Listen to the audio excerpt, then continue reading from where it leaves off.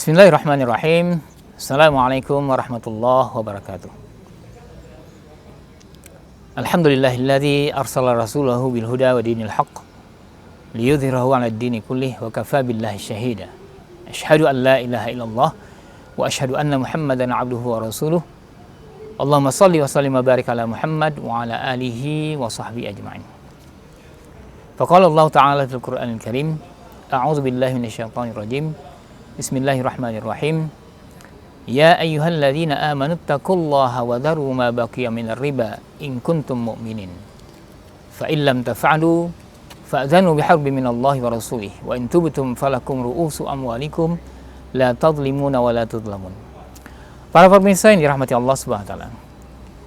Allah telah menurunkan sebuah ayat terakhir dari fase pelarangan riba yang terdapat di dalam surat Al-Baqarah ayat 278, yang Allah katakan, hai orang-orang yang beriman, bertakwalah kepada Allah, tinggalkanlah sisa-sisa riba, sekiranya kamu orang yang beriman pada Allah, in kuntum mu'minin.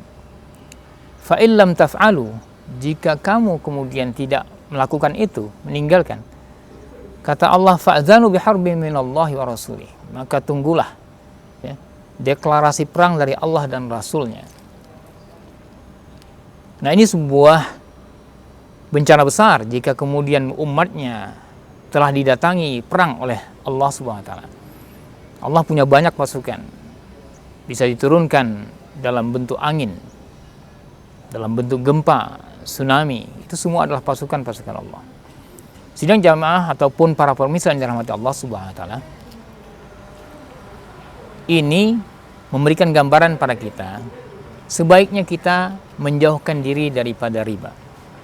Karena ia merupakan dosa besar, kata Nabi, dan ia juga memberikan dampak yang cukup negatif kepada perekonomian kita. Para pemirsa yang dirahmati Allah Subhanahu wa taala, Allah telah menegaskan tinggalkan sisa riba, tetapi Allah katakan suburkan zakat. Yamhaqullahu riba wa yurbis sadaqah. Ya, Allah telah ya, menghancurkan riba dan kemudian menyuburkan sedekah.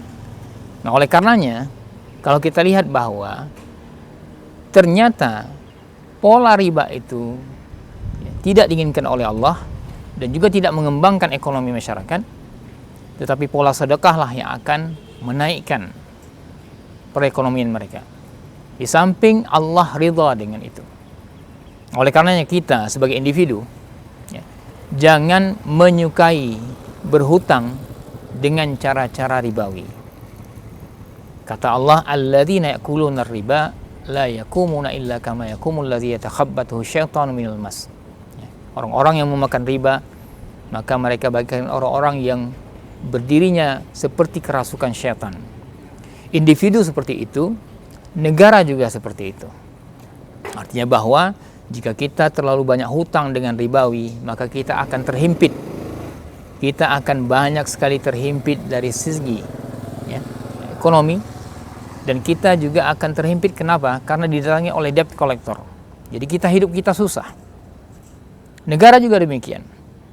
Nah, pada saat kemudian kita berhutang dengan sistem ribawi dan kita terlalu banyak hutang, maka kita tidak ada independensi. Sebagai contoh, kita berhutang pada si A melakukan maksiat, kita tidak mampu menegurnya. Kenapa? Karena kita punya sesuatu hutang pada dia yang menjadikan beban, keterikatan, keterbatasan untuk kemudian kita mendakwahinya. Demikian juga sebuah negara yang terlalu banyak hutang dengan riba, maka kemudian dia akan terikat dan tidak mampu menyuarakan keadilan di dalam dunia ini. Oleh karena sidang ataupun para pemirsa yang dirahmati Allah Subhanahu wa taala, kita harus ingat bahwa ketika Allah katakan tinggalkan sisa riba, maka mari kita berlatih. Hari ini sudah ada institusi keuangan perbankan syariah. Mari kita ke sana. Terlepas dari belum sempurnanya mereka.